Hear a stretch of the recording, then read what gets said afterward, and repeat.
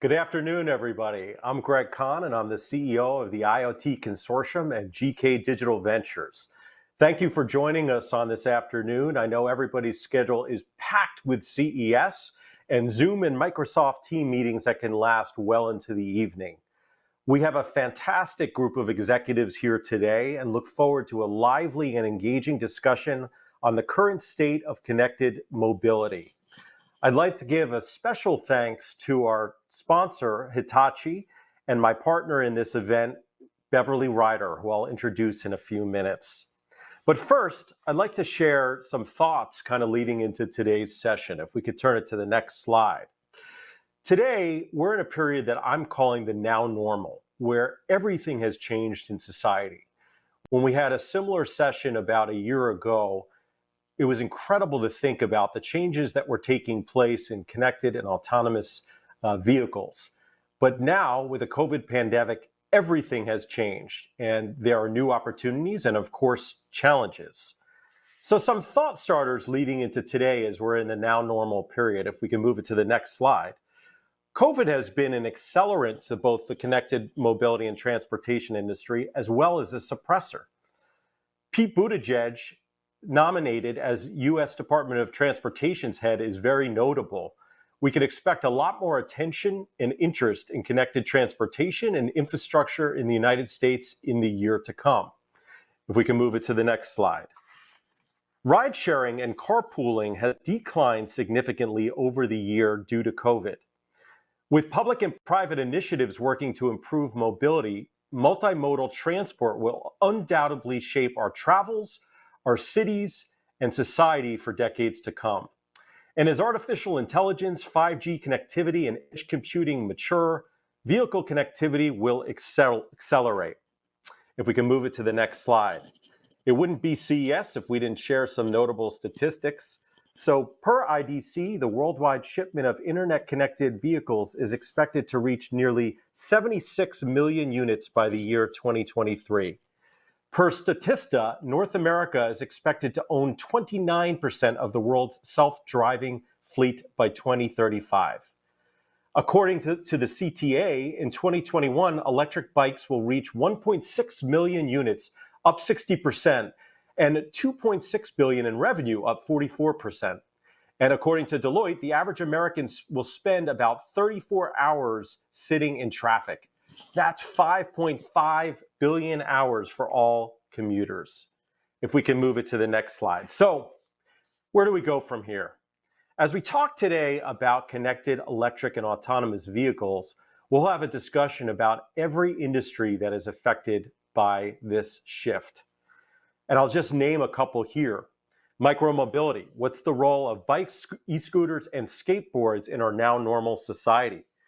The economics. Who will pay for all of these investments? Will it be states and cities that charge for miles traveled to compensate for the loss of tax revenue related to parking tickets? Media. We'll talk about in-vehicle multimedia consumption, which is primed to grow exponentially. Will gaming become a big force? Cybersecurity. How will the industry ensure that connected vehicles are secure from cyber attacks? Healthcare. Can autonomous vehicles help improve access to healthcare? Will there be reduced need for emergency medical services and EMTs? Smarter cities. How will cities be reimagined as transportation morphs? Retail. How will e-commerce grow with connected and autonomous vehicles? Mass transit. How can buses, trains, and subways ensure safety and convenience going forward? Airspace. How will airspace be managed and monetized? Can airplanes and drones coexist? 5G. What bandwidth requirements and processing power will be needed to meet increased demands for connectivity? Real estate. How will parking garages and gas stations be repurposed? Edge computing. How will vehicle manufacturers handle, process, and analyze the amazing amounts of data and make critical decisions quickly? Managing the curb. What new services and economic models will be developed to accommodate curbside delivery and pickup? Insurance. What insurance shift will occur from personal liability to catastrophic systems failure? Shipping and logistics. What supply chain changes will need to be made to ensure seamless shipping and delivery? And last but certainly not least, energy? Will there be reduced energy consumption and emissions from improved vehicle efficiency? Will hydrogen or electric win out? Wow, there is a lot to talk about today. Before I introduce my co-host and partner in crime in today's session, Beverly, just a few notes on how this session is going to run. We're going to have a brief panel, or half-hour panel, I should say, with an incredible group of experts in transportation. We'll allow some questions and answers to the broader group. And then we're going to have breakouts, where there'll be 3 individual breakouts that you'll see in your screen below, of which you can join, meet some of your fellow peers, and discuss the topics that we are talking about today. You'll notice on your screen below that there are also poll questions, and we highly encourage you to answer those polls. We'd love to see how the industry is thinking about the most timely and topical information that we are presenting today. And also, if you do have questions that you'd like to ask, use the chat feature on the right-hand side of the page. We'll scroll to them later in the show. But I'd like to bring back my co-host, Beverly. Beverly, you're with us there? There you are, Beverly. You're there. Terrific to see you as always. Beverly and I go way back, and I think last year we were in the Venetian in Las Vegas doing this event, and look forward to doing that again very, very soon. But just a brief introduction to Beverly. Beverly joined Hitachi in 2017. It is an effort to broaden her work in industrial IoT and smart cities. She's currently Senior Vice President and Chief Commercial Officer within Hitachi Global Digital Holdings. Prior to Hitachi, Beverly held positions as CCO of GE, VP and Head of IoT at Ericsson, and CEO of C-Level Consulting. Beverly is passionate about enabling cities, citizens, corporations, and the environment to utilize technology for long-term sustainable growth, efficiencies, productivity, and reliance. She's a good friend. If we can welcome Beverly to the show. Thank you, Greg. I appreciate it. And thanks all of you for joining us today. So I'm not going to say a lot of words. I just wanted to kind of piggyback on what Greg said, which is that mobility right now and the future of connected mobility is so important. Every one of our customers, whether they be in manufacturing, whether they be in energy, if they are a retail establishment, everybody is dealing with the mobility issues and how the intersection between sustainability, mobility, as well as city-centric living is coming together.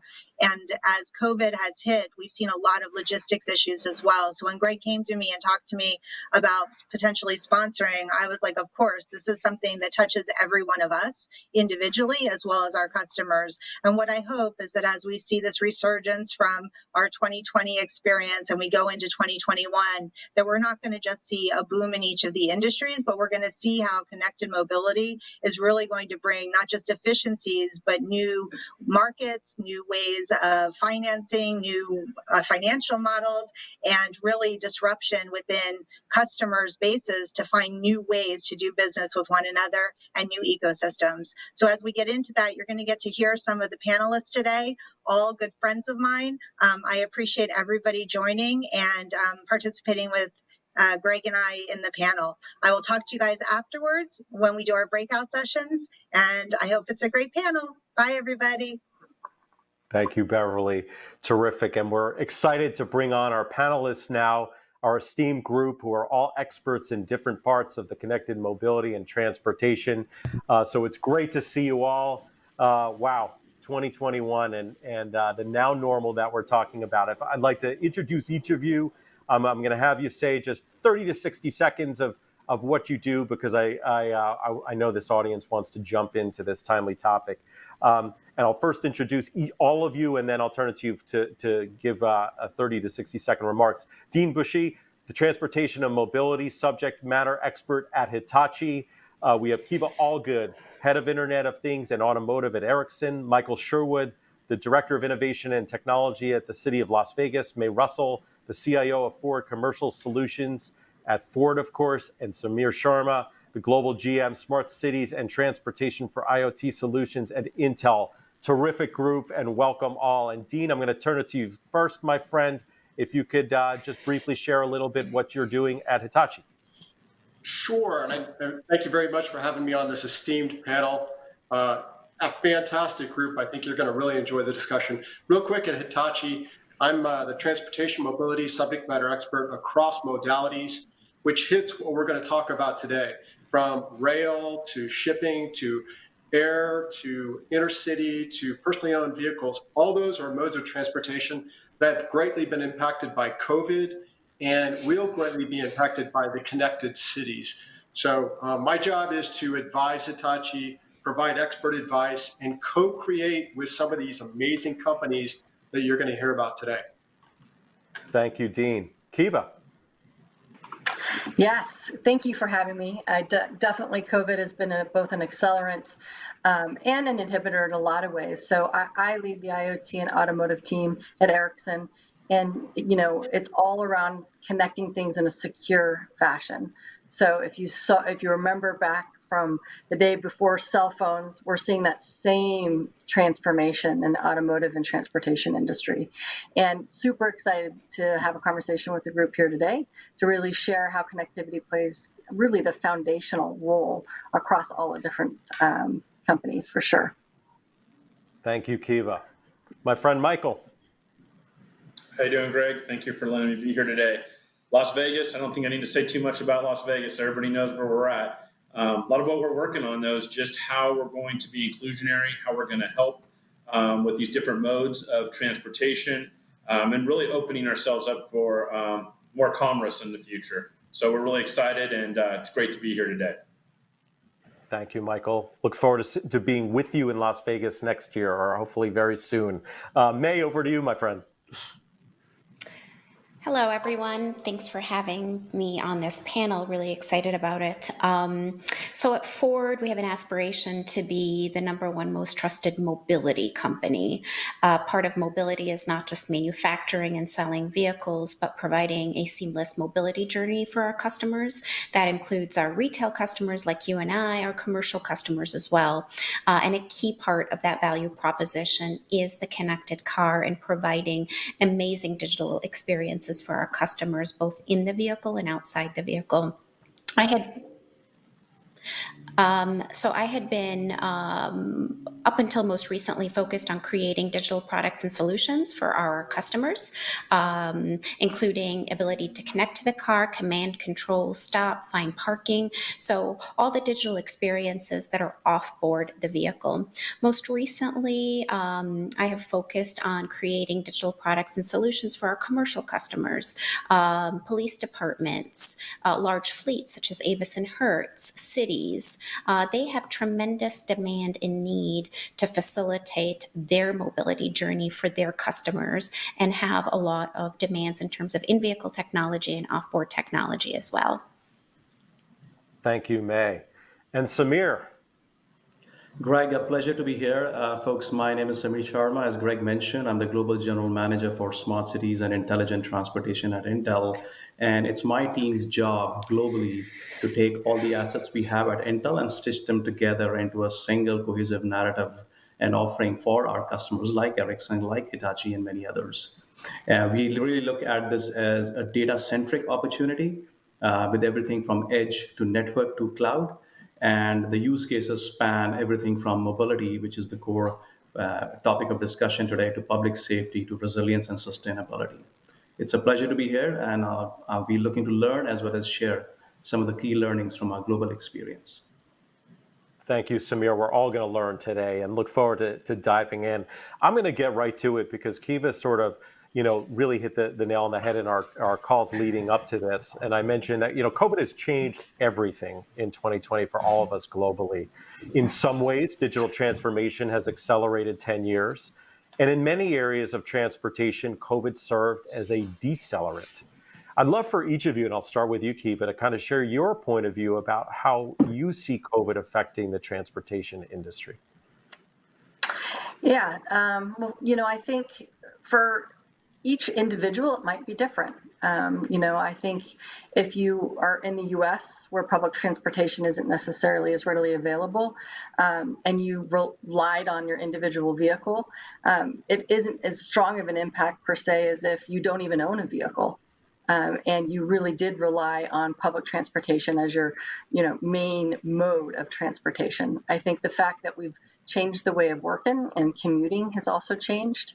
I know for my family, my mother's been doing Zoom calls now, and she doesn't even have an iPhone or hasn't really connected to the internet in that way. So her behavior's changed. She's not very likely to go back to the same behavior from before on traveling all the time. She finds it extremely convenient to be able to connect with family in a new way. So I think, again, depending upon what your previous behavior was and what you used for transportation and the impact of COVID in your community, you're going to change your behavior. I don't think we're ever going to go back. We're never going to go back to the day where my mom doesn't know how to use Zoom, right? Now she does. So she's going to change her behavior. She no longer drives. So I think, public transportation for her, she was a huge Uber and Lyft user. And so I think, once COVID's over, is she going to go back to using Uber and Lyft the same amount that she did before? Probably not. But I do know that, the foundation for a lot of these applications, and I loved hearing Mike's comment around trying to create and innovate new services. There's been a lot of new services that have popped up that are leveraging connectivity in brand new ways. And 5G is going to accelerate that because it increases your ability to have higher throughput. So you can video game from just about anywhere.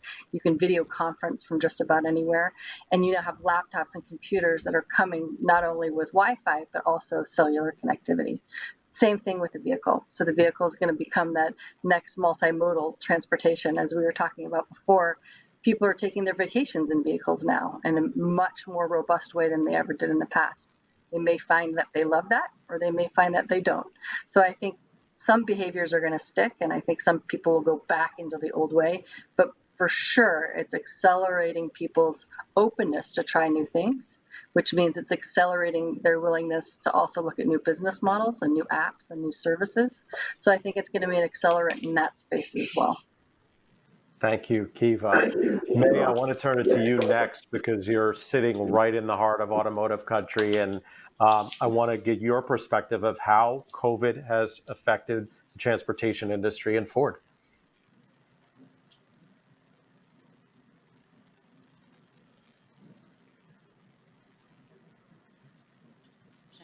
However, one of the interesting trends that I think you have alluded to and the panelists have alluded to is increased reliance on your vehicle, and not just in terms of the ride-sharing trend, which obviously everybody knows was on the increase the last few years.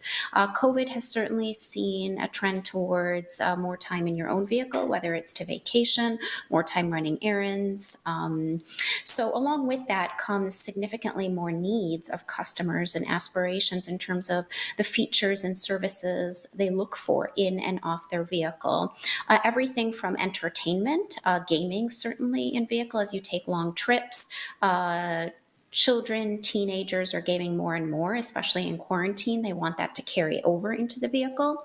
Certainly streaming services such as Netflix and other entertainment services are really a key features that customers are looking for, especially on these long haul vacation rides.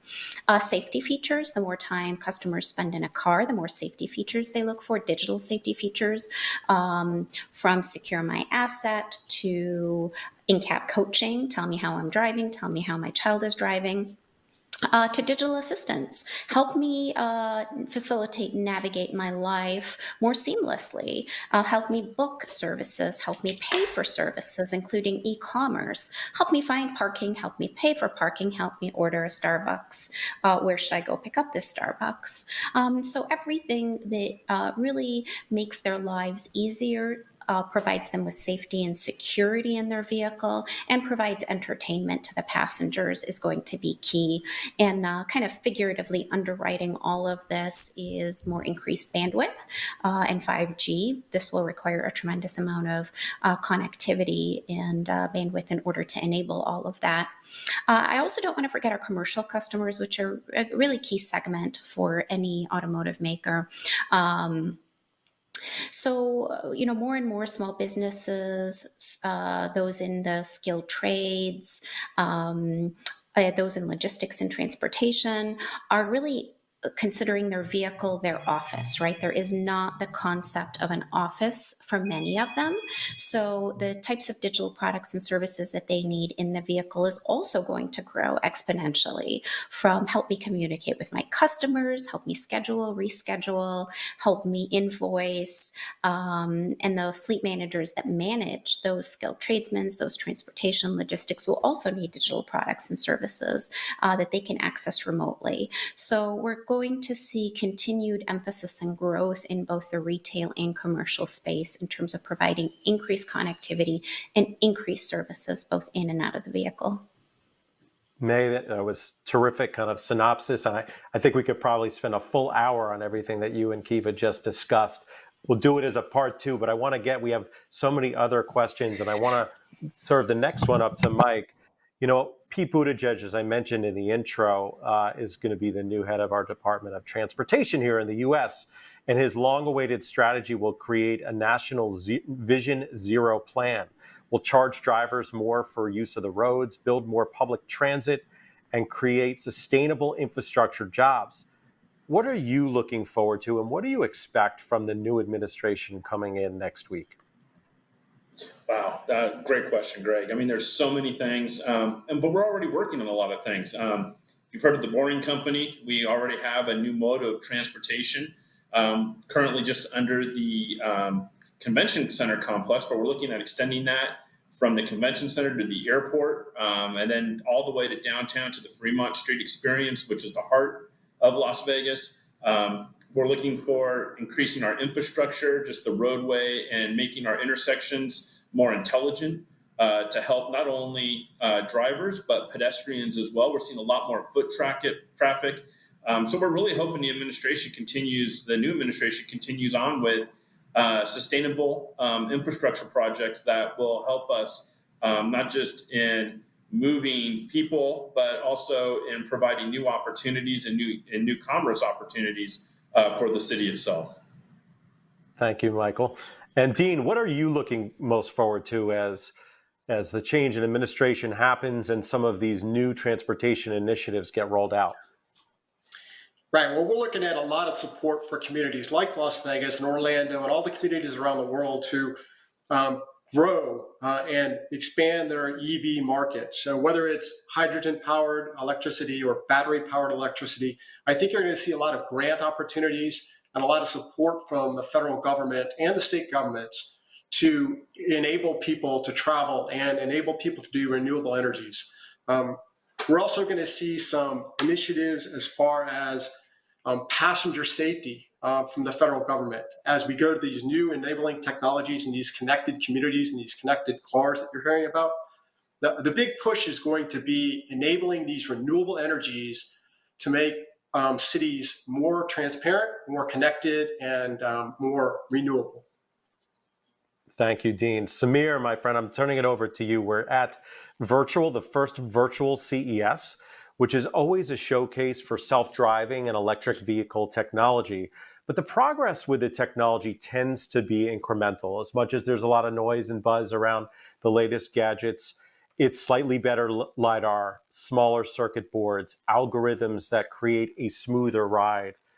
Between the alphabet soup of technology, AI, IoT, and edge computing, tell us today, what is the most relevant in connected vehicles?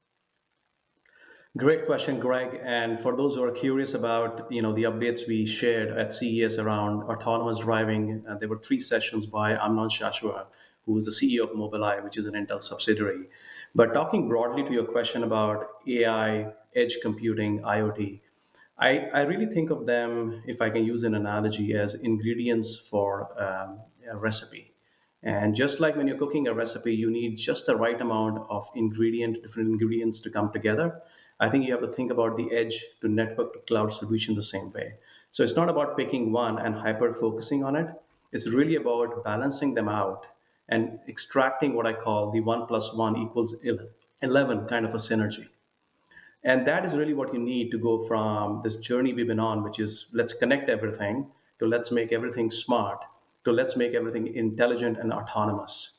So autonomous is not just going to be limited to self-driving cars and passenger cars. I think we are finding aspects of intelligence and autonomy coming into commercial, into heavy machinery, into agricultural equipment, into mining. We are seeing it come on to autonomous traffic intersections. So I think this balance, this nice balance of computing at the edge is where the real action is, the activity is happening, and our ability to analyze and react to a situation in real time, but also combining it with ubiquitous low latency connectivity with a 5G network, and then having the classic traditional ability to analyze stuff in the cloud. This is a very powerful combination. And It's what our customers are doing is they're actually increasing their investment with this perspective and asking us for help on creating interoperable building blocks. So pretty much like a set of Lego blocks, they can mix and match. And that's so critical right now in the context of COVID is because future is uncertain. Things are changing quickly. So really the only thing you can do is instrument and adaptability in whatever you're building today. And we saw when COVID happened quickly that cities, entities that had invested in intelligent cameras, as an example, could literally do over the air updates and repurpose those cameras to do more than what they were traditionally doing for use cases like people counting, social distancing compliance, PPE compliance, crowd management. And that made a big difference between the old static infrastructure and the new semi-autonomous adaptable infrastructure. So hopefully that paints a picture of why, despite all the challenges we are in, as I tell my team, never let a crisis go waste. We didn't choose to be in this crisis, but we can choose how to react to it, how to respond to it, and how to learn from it, and what things to take forward. such an important point, Samir. And this now normal is to stay positive and to take in all the information, but then use it to affect positive change. Kiva, I want to turn it to you because the Hans Vestberg of Verizon gave one of the keynotes here at virtual CES on 5G particularly.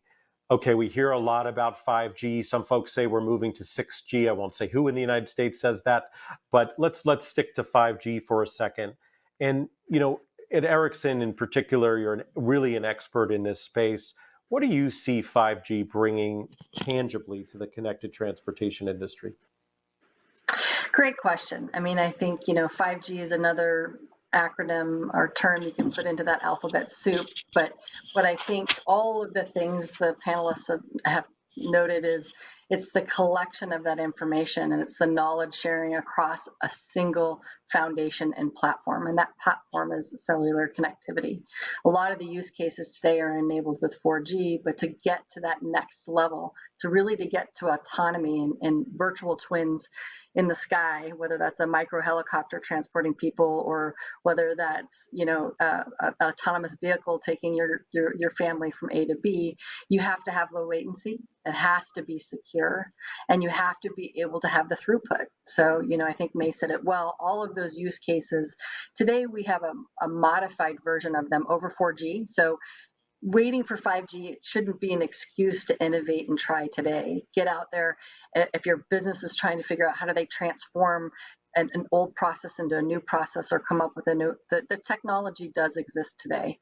But what 5G does is 5G really creates that ubiquity that you need to be able to provide the service level to ensure the highest quality at the highest security level needed for some of these new applications. So we've all are forgiving on our phone when it doesn't work. But if you're in a car accident, you need to make sure that you can make a 911 phone call. You need to make sure if it's a vehicle talking to infrastructure that there's no way to break that connection or interrupt that connection. If it's a medical device or an ambulance, or you're looking at a first responder, which is a drone, it needs to be secure and needs to be, the highest throughput with the lowest latency as possible, and 5G enables that in a very practical way. So to me it's an enabler, and the technology is available. Now I think it's the adoption of those technologies and some, I'd say the innovation around leveraging that to create all these things that the panelists have been talking about to deliver those services to either an enterprise or to a consumer. Thank you, Kiva. May, I want to turn it to you next as we talk about 5G and the connected consumer. And I know you do work both on the consumer side and also on the commercial side.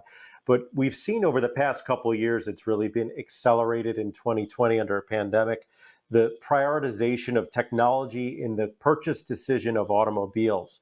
As you mentioned in kind of your intro, that many individuals are spending more time in their vehicles today than they were pre-COVID. I have to say that I just spent about an hour driving around previous to this call in my car. What do you see as the evolution of connectivity in the vehicle? And I want to hone in on a couple of areas that you mentioned, gaming and e-commerce, as kind of areas that you're seeing increase as the cars move more towards autonomy, as we're spending more time in the car.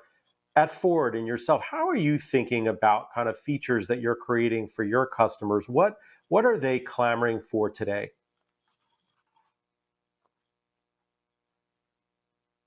That frictionless experience is so very important, and the ability, and COVID has accelerated that in that people don't want to get out of the car to pay. They don't want to get out of the car to transact. So how can we facilitate all of that within the vehicle? How can we facilitate paying for your gas, paying for your parking, paying for food, all within the console and the human machine interface that's within the vehicle, and have that connect to the cloud and have it connect to a network of partners that enables that. That is a really, really key feature. It's a practical feature. It's a frictionless experience feature that customers were looking for pre-COVID, certainly post-COVID, with the emphasis on social distancing, with the emphasis on hygiene, and probably increased emphasis on hygiene, not wanting to transact in cash, not wanting to transact in credit cards, not wanting to transact with a human, but a function of spending a lot of time in your car, really enabling that and being able to do that with digital assistants,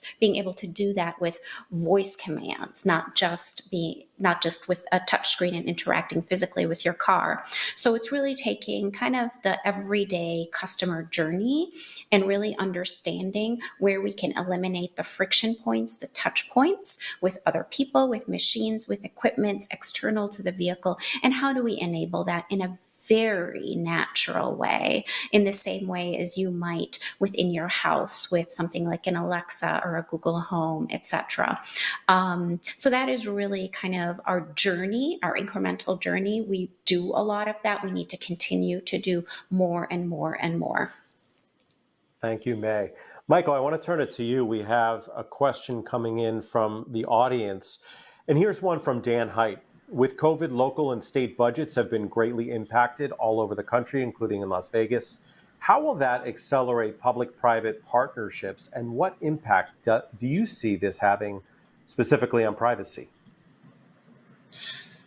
Well, obviously we've done a lot of work with a lot of partners up until the pandemic and even through the pandemic. So the ability for cities and local governments to continue to do these public-private partnerships is only going to accelerate, I think, even more.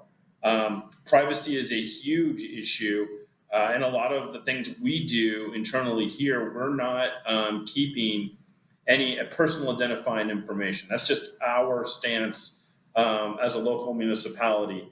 And so we don't share anything personally, and we don't store any data personally. But that's going to continue to be and we're in the very early stages of this public-private data sharing partnerships, using city infrastructure to partner with private entities. And I think those are going to be challenges as we move forward, but we're going to have to get through those and if we're going to be able to take advantage of all the technology that's out there. And so it's really going to be a role for the political arm of government to be able to work together, the elected leadership, to be able to direct the employees, such as myself, on how we're going to do that. What are we going to keep, and how are we going to, in turn, share citizen information that might be collected through public infrastructure? Thank you, Michael. Dean, I want to turn it over to you next, because in our chats, there's interesting conversations being had about inside the vehicle or transportation. There's also interesting conversations on what's happening outside the vehicle. When you think about city infrastructure or furniture, how is that going to be affected by the transition to autonomous or electric vehicles? Give us your perspective. Well, I think they're both very important. As we've heard, COVID changed the nature of how people view transportation. I think we're always going to have this social distance mindset now. So as May was saying, the ability to travel safely and securely and live in your vehicle or virtually live in your vehicle and be connected is very important. But also what's important is what's happening outside of the vehicle. As Samir was talking about, it's a data-driven approach. You have all these sensors. You have connected rail, you have connected buses, you have connected cars, you have connected pedestrians with their cell phones and their wearables. You have micro-mobility solutions, and then you have connected infrastructure, V2V, V2X, V2I. All these are data points that are happening in the city and around the countryside. And if you can collect this data, ingest the data, and do some data analytics, and then provide a solution outside to those first responders, to the traffic management systems, to the people that are using the transportation systems, that's where connected cities become very important. So I'm excited about both, but as you look at what's happening outside, where you have cities like Las Vegas, where they're very forward thinking and they're looking at connected cars and connected transportation systems, or Orlando, where they're looking at alternative fuels and connected cities and connected transportation systems, that's where the real benefit to these data mining sensors all over the place will happen. Thank you, Dean. Michael, I want to just mention, Dean just mentioned Las Vegas, and you teased the Boring Company, of course, Elon Musk's tunneling venture. I think everybody knows who Elon Musk is in the group today. Elon is planning a massive citywide expansion of your underground transportation system that it's building in Vegas. Proposed new tunnels would make it possible to go from the convention center to Mandalay Bay in 3 minutes, as opposed to 30 minutes by surface roads. I know that will help us at all future CESs. You've also developed systems for autonomous vehicle shuttles, as well as drones. Wow, that's a lot going on within one city. How do you prioritize those opportunities that are available with respect to transportation with so many options available? And second part to that question is that unique to Las Vegas, or do you think that other transportation leaders that are in the audience today can model their cities after your work? Well, obviously, I think we're unique. Las Vegas is unique. We're the entertainment destination of choice. And so a lot of these projects, are they unique just to Las Vegas? No, I think Las Vegas always sets trends. And again, in technology, and especially in certain smart city aspects, we do a lot of work. We put a lot of investment and time into these things. I think the Boring Company is just going to be another opportunity. And we have a great team throughout the Las Vegas region. It's not just one entity, it's several entities working together. But I think the things that are going to change most is we're working on a private LTE network or private 5G network that's going to really give our ability to put sensors throughout the city, that kind of ability. It's going to be very helpful. And then we've been working on, as you've noted, on our Go Med shuttle. And we've been working with autonomous vehicles since 2016, 2017. We had the first one to drive in mixed flow traffic. So now we're actually taking that and we're going after things that will benefit the community. So our next shuttle will be called the Go Med shuttle, and it will interlink doctors' offices along with our hospitals in our medical district, allowing people to be able to move freely throughout the medical district, whether it be going to a hospital, x-ray, or a doctor's office in the area. So all these things I think are repeatable and definitely capable of being done in other cities.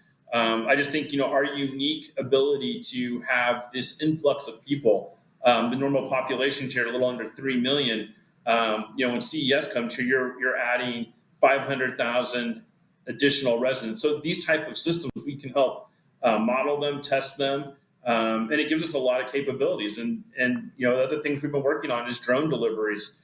We have a couple delivery systems now that we've been testing with some private vendors and continuing to make some traction, working on some legislation that we'll need to put through. But again, I think everything we're doing here is just, models that others can follow. Thank you, Michael. Certainly interesting times. Kiva, I want to turn it back to you because, concept vehicles of various designs and approaches are being introduced to the public along with these announced partnerships. as the autonomous vehicle ecosystem expands globally, and of course, you're in Europe, partnerships and investments are becoming more intricate and more intertwined as business entities look to minimize future risks. At Ericsson, what type of new partnerships and business models do you expect to emerge over the coming year? Yeah, I mean, I think May's comment around frictionless. So if you start to think about the enablement and the V2X, V2I, paying for services, sharing of services, I think those are going to become embedded. I also believe prepay. So if you start to really think and innovate around leveraging cellular technology anywhere in the world, we're able to travel the globe today and use our phones because there's standardization and interoperability. So I think there's going to be a lot of innovation around that, so that business models can continue regardless of where you go. So you'd like to watch your Netflix when you get to India. How do you prepay for that so that when you land you have access? You don't have to go find another SIM card. You're able to automatically authenticate on the network and get access to the content that you enjoy. So really being able to take that ubiquity anywhere you go, from services to access, and making it as frictionless as possible. So I think you'll start to see more unique partnerships there that really drive what I'd say the GSMA and the cellular industry is driven within cellular. You're going to start to see that in other industries as well. You're already starting to see it in transportation for sure. You're going to start to see it in, I'd say, city infrastructure, and it's that collaboration. So as you really start to think about private-public partnerships, the technology exists, the business models are emerging, but it's going to require interoperability and standardization to make it really happen. That's a great point, Kiva. And Samir, I'm going to turn it to you on the notion of standards. This is a question coming from our audience, Douglas Kedlicek. What sorts of standards are being created around connected mobility? We talk about all these different types, these different modes of transportation. Do standards bodies exist within this ecosystem of drones and trains and planes? And are they being created to develop cross-industry mobility options? I can see a number of my fellow panelists smiling because all of them have been in conversations where this question comes up. And I wish I could give a pointer to a single stop shop that defines all the different standards that come together at a city level, at the transportation infrastructure level. The reality is this stuff is too complex and touches too many aspects of our lives and our infrastructure for there to be a single stop shop. Having said that, I think there's a lot of good work happening at different levels of the solution stack. So if you look at this from a government perspective, NIST in the US is doing some good work around standardizing some of these things. If you look at IEEE, they've got some guideline papers that loosely define what the interfaces will look like. The way I like to describe the standards and interoperability, I used the Lego block standards earlier. I also think in terms of data and APIs as sort of doors and windows. Everybody can build their own house, but you want to standardize how the information is flowing between these different modules. And I think that's where some of the most fascinating work is happening, because we've got things like virtualization, containerization, software-defined networking. Each one of these is standardizing to some level how data gets exposed and utilized and transported between these different modules. The final thing I would say is I think this is also an area where, especially as a new administration comes, certainly in the US, I think there's an opportunity for the government to reach out to the private sector and sit with us and look at the regulatory frameworks and accelerate, or at the least, prevent the regulatory restrictions from becoming a decelerant to the adoption of technology. So I wish I had a simpler, straightforward one-line answer. The reality is it doesn't exist. But on the positive side, I think there's a lot of good, tremendous work happening. And if folks are interested, I'm certainly happy to reach out to me, and I'll be, I can share some pointers to the work we see that's very, very promising. But a lot of work ahead of us, and probably one of the biggest things for us to collectively solve in the coming months and years. Thank you. I'm going to ask May another question from our audience, and this one from John. Emergency response, which is critical. It's always a critical need, even more of a critical need. When it comes to emergency services, being one of the key areas that consumers are willing to share their data with first responders. How is Ford gap between connected mobility, tech, and the public safety?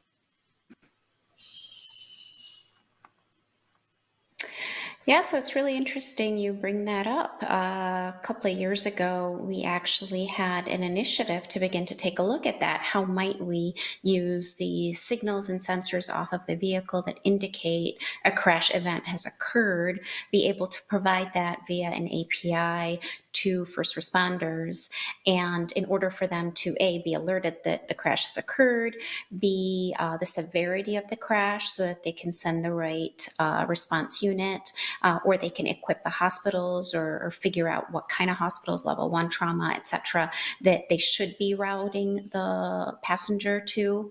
And the underlying technology is available. Part of the challenge, and back to perhaps Dean's point, is we have our state and our federal and our municipalities, our townships, etc., are very, very regionalized.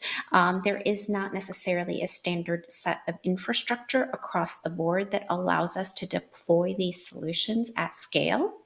That really enables us to have that consistency. So it's not that it's not possible from a technology perspective.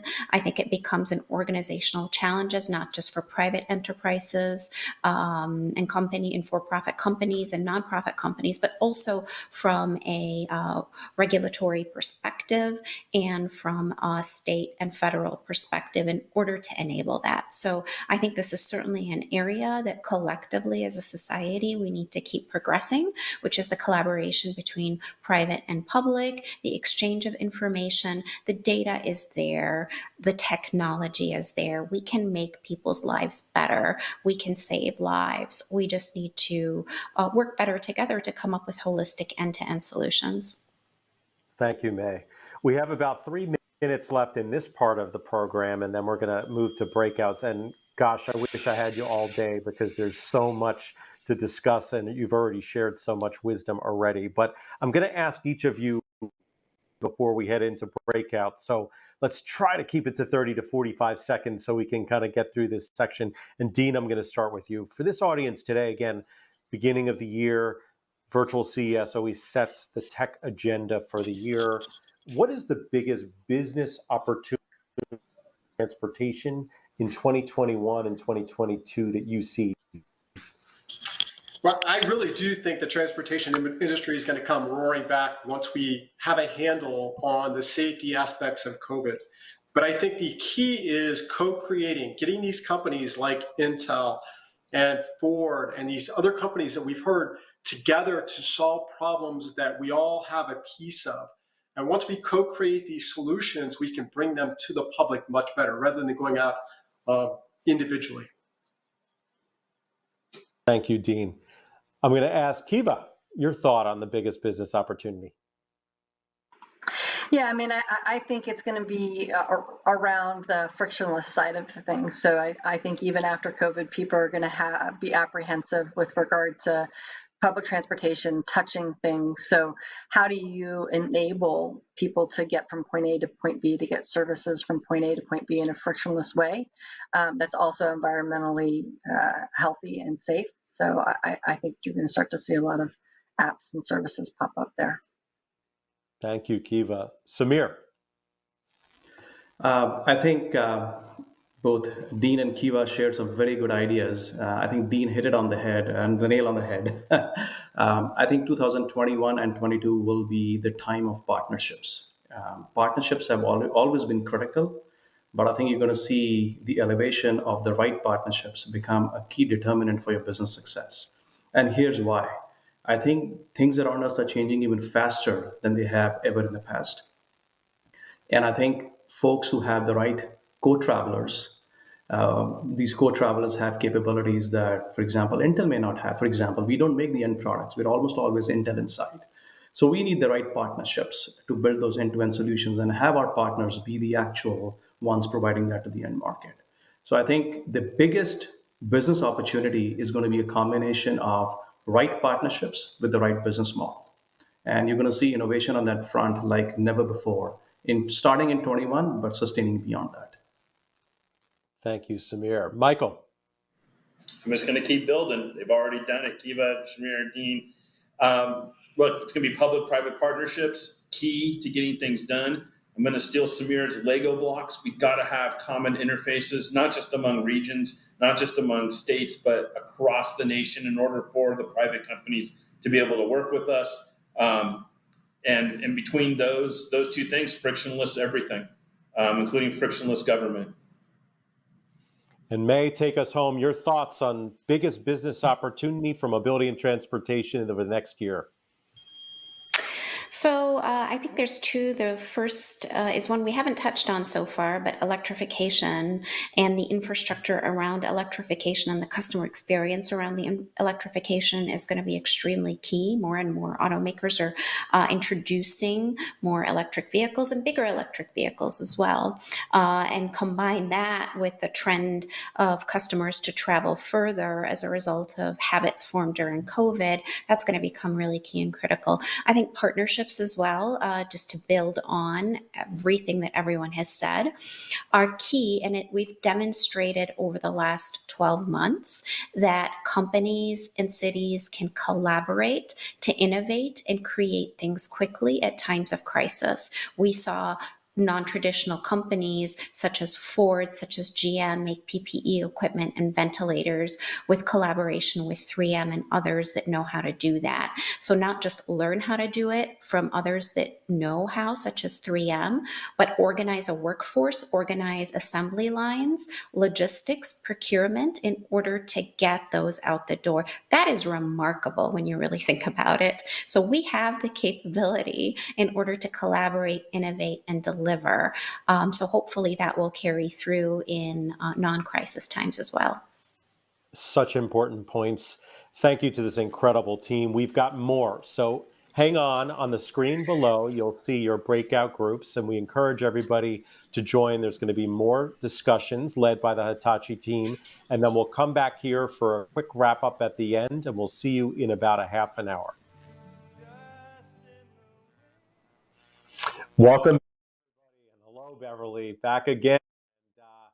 I hope you had some great conversations. I jumped in and out of the rooms, and it seemed like there was some really engaging dialogue going on. Beverly, what struck you from your conversation and from the panel? Well, we talked about multimodal, and we talked about a transportation from both a freight as well as a human element. So passenger as well as freight, moving people and things from place to place. And I just have to tell you, we have a lot of riddles and we didn't figure them out in our half hour. We have a lot more to do though in the future, I can tell. And I think that my favorite part of this conversation is that everything we talked about today funnels into these real life questions that we want to come up with answers with. So as people are thinking about what that ecosystem needs to look like, what we need to do to enhance those industries, how we're going to solve these giant logistics, transportation, all of these different problems, the circular economy, I want to be part of those conversations. I know Hitachi wants to be part of those conversations, and all the speakers today are part of those conversations. So feel free to reach out to us, to send questions, or if you have ideas, let's get on a call and talk about it. Greg, thank you so much for letting us sponsor. It's been really a great day. Thank you, Beverly, and it's really my pleasure. And as you shared, this is an industry challenge, and we're all in it together, and there's tons of opportunity for us. We had such an incredible discussion today, and I wish it could have gone on longer.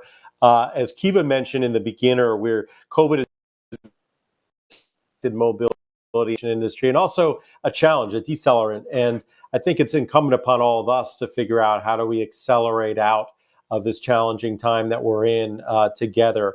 But there's a new Department of Transportation that's coming in, a lot of optimism coming in and funding coming in to the economy. And so we're excited about those changes. As I talked about in the very top of the hour, connected transportation and mobility, other industry in the world. And so these conversations are critical for us to figure out public-private partnerships, for us to figure out the individual subsectors that are going to be affected, and to get all of the top business and thought leaders in the public sector together on a more regular basis to work through. Beverly for being a terrific partner, and to Dean as well, and Hitachi for being part of this conversation, and to our incredible panelists that we have. Of course, Dean, Kiva Allgood from Ericsson, Michael Sherwood from the A. Russell from Ford, and Samir Sharma from Intel. To be with you all today. We wish you, and we'll see you again very soon.